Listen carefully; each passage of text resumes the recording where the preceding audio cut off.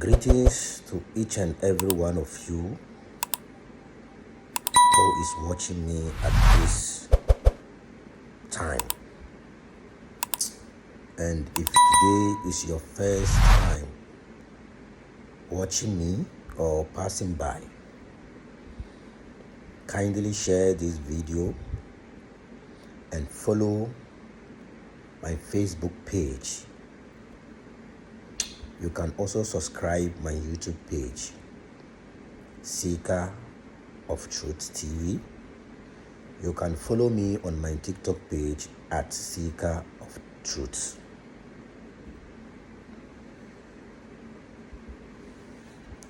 This video is the continuation of our previous advice on adeptship. In my previous video, I advise an adept to make his or her intention known to their spiritual masters. Many a time, adepts got disappointed because they did not make their intentions known to the master. Making your intention known to your master, you are rather helping yourself. Let me tell you one thing. Pure spiritual masters, they are like neutral forces. They are like neutral forces. Within them, they have positive and negative. It is up to you to tap what you want by being positive and transparent and straightforward to yourself. Hypocrisy is not the way of adepts. Many adepts are hypocrites of themselves. Many adepts are liars. They lie to themselves and later get disappointed. Nobody disappointed them, but rather they have disappointed themselves.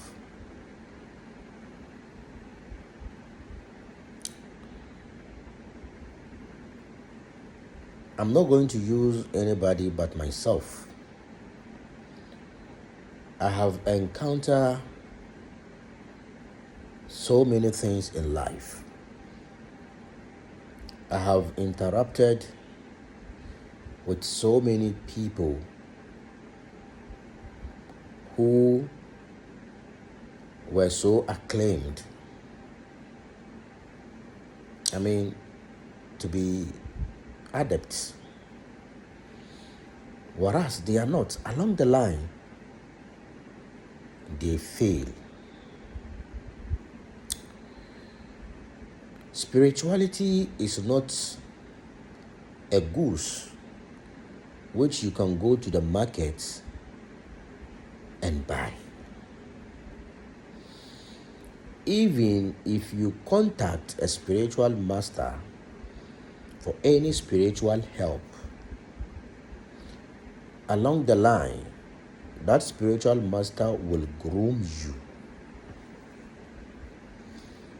Because such powers, such energies, they can be very dangerous when it is given to a layman or when it is given to someone who doesn't understand the spiritual laws, the principles, the rules and regulations, and the procedures. Spirituality is equally to a knife or a gun, depending on who has the possession of that tool. So if you go to a spiritual master and you tell him that you want to be groomed spiritually,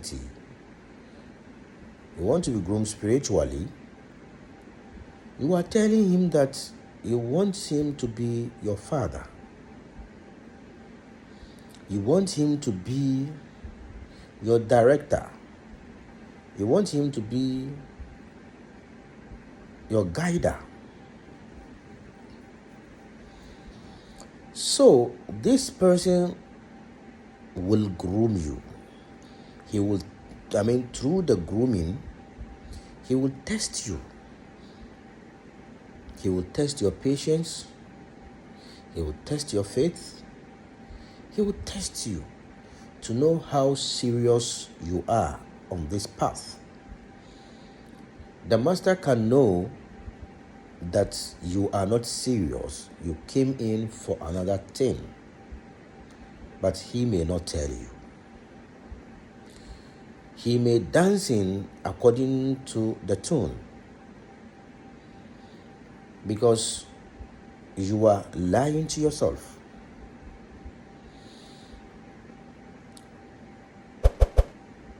There are a lot of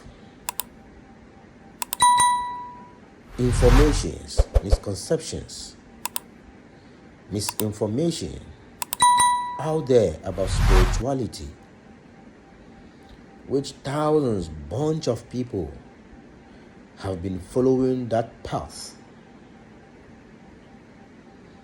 So they always fail. When we are talking about pure spirituality,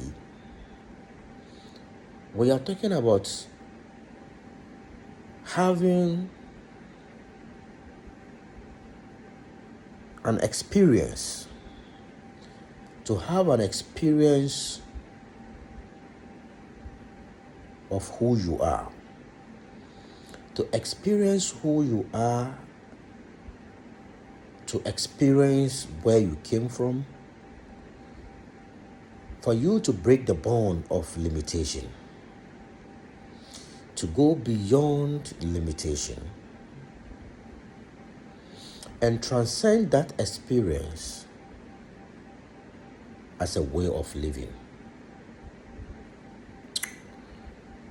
So, spirituality is not only about magic, because gurus, they are not magicians. So this is where many adepts get disappointed,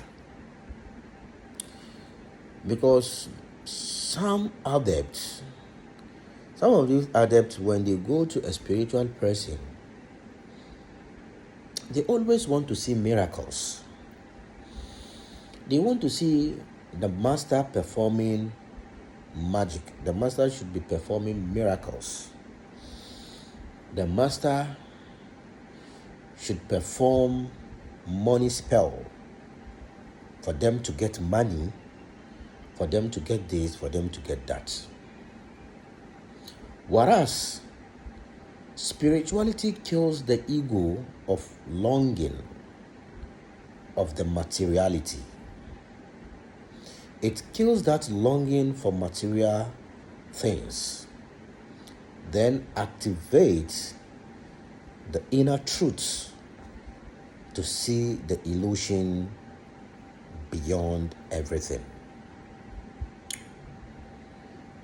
So when you go to a spiritual master, don't perceive the master to be a magician. Your intention shouldn't go to that direction at all. You shouldn't perceive the master as someone who can make you rich, as someone who can make you get a job, as someone who can make you great. No, because you will always be disappointed. Where your mind is, it may be different from where the mind of the master is. Masters always teaches students spiritual morals. Many people, they talk about spirituality, but if you listen to them carefully, you will notice that they don't have spiritual morals. They don't. You will notice that they are full of ego. Their ego always lead them, so they always claim to be the best. Pure master always see himself as zero. He or she always see himself as nothing. They always say to themselves that we know nothing, because we are all driving to the nothingness. Don't forget, we all came from nothing, and we are all going back to nothing. There is nothing there. Something is not there. It is only nothing. So do not go there with the intention of you want to get something. And also, when you are following a spiritual master, or when you say, this person is my spiritual master, rule number 2 is to love him with all your heart, all your mind, all your spirit. Trust and believe in him totally. Trust and believe in him that anything he does, anything at all he does, is not a mistake. You may perceive it as a mistake, but in other hand, it is not a mistake. Let me tell you a story. This story, you can find it in the book of Quran, and some of these Bhagavad Gita and stuff, you can find similars of these stories in.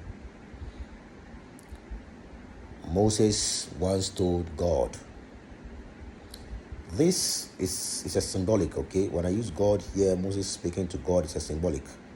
So don't get it wrong, okay? Please, I'm not talking about verbally.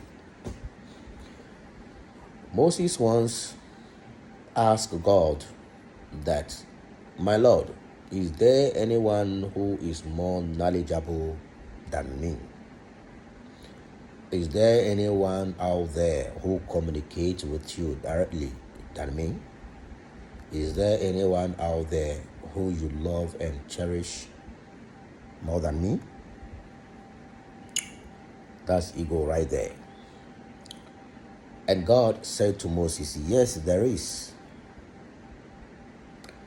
So God told Moses what to do, and he asked him to travel from his city or from his country to another country,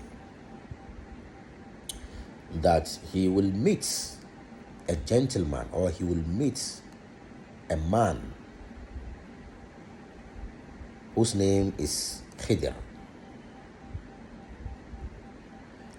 Verily, Moses went and he met the man. So when he met the man, he told the man, I was sent to you. And the man said, I know, I was informed. So Moses was like, how were you informed? Who informed you? Okay. So the man first told Moses, the first thing the man told Moses was that, if you are going to follow me, do not ask me anything until I explain to you, or until I ask you to. Whatever you are going to see on our way, do not ask any question until I explain to you. And Moses said, okay, agreed. So the journey started, the journey began. On their way,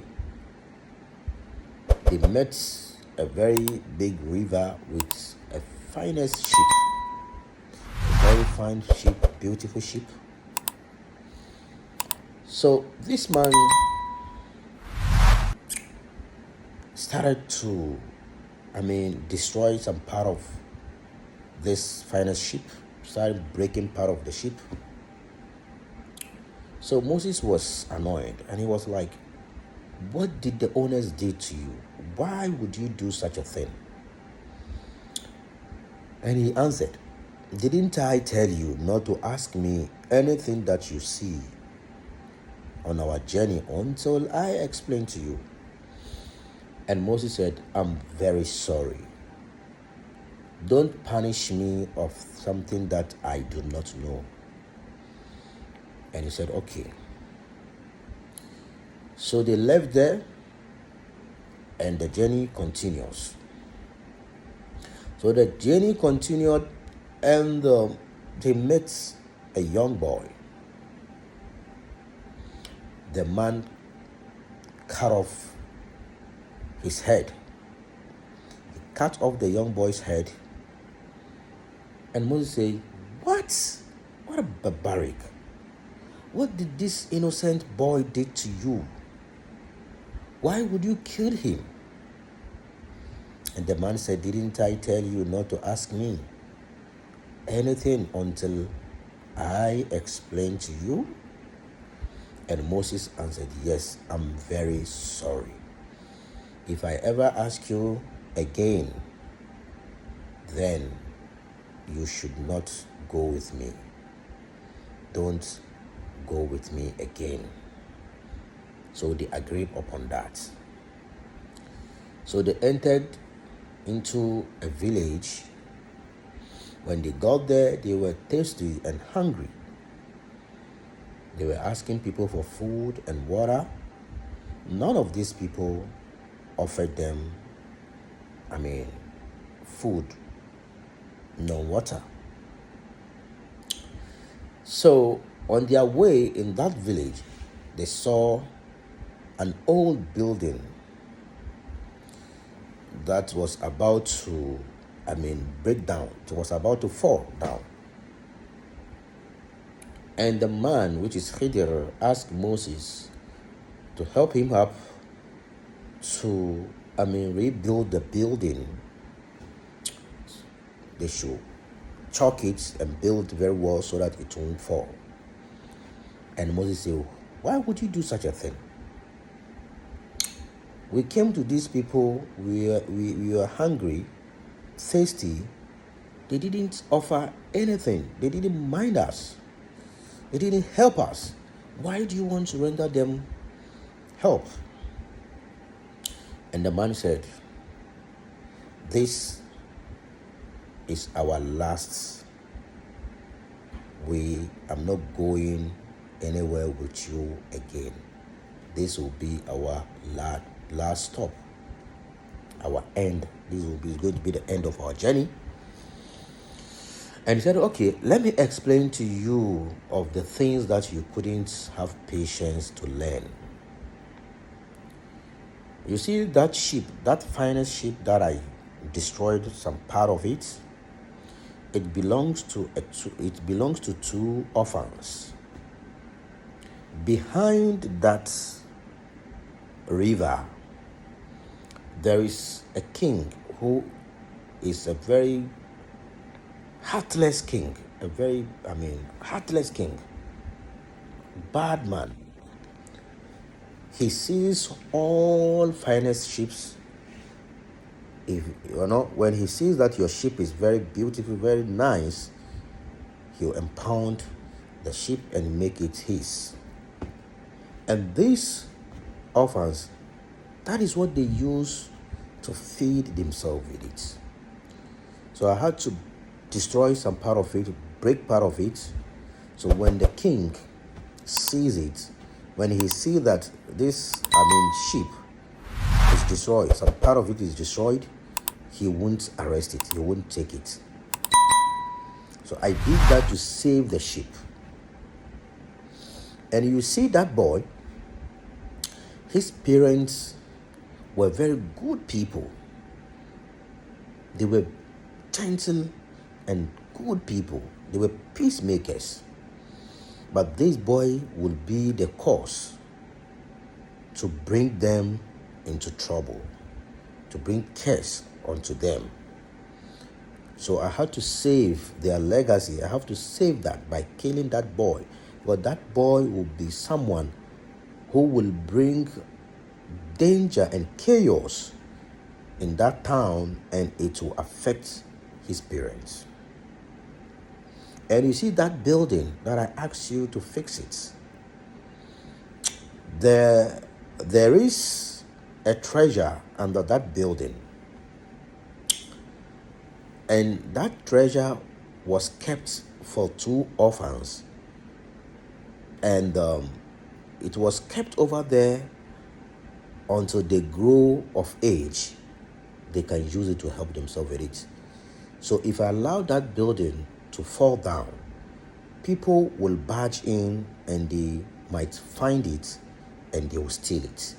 So for me to protect that treasure, we need to do what? Fix that building. You see, there is something that some mystics, they do things physically to a layman. It looks like an evil thing, but it has a deeper meaning. So when you are working with, or when you are following a spiritual master, follow him with good hearts, faith and trust. Love him. Do not question him, because his consciousness is very higher than yours. He will be doing things that is beyond your thinking and your imagination. So you questioning him is like you are challenging him. You are not going to learn anything, and you are not going to be blessed. This is the end of our video. May the universe be with you, guide you, and protect you. May you know the truth and follow the truth and be by the truth and be with the truth. May you see true masters, and when you see them, may you dedicate your lives for them. May you love them. May you not gossip about them. May you not question them. May you trust them fully. Namaste.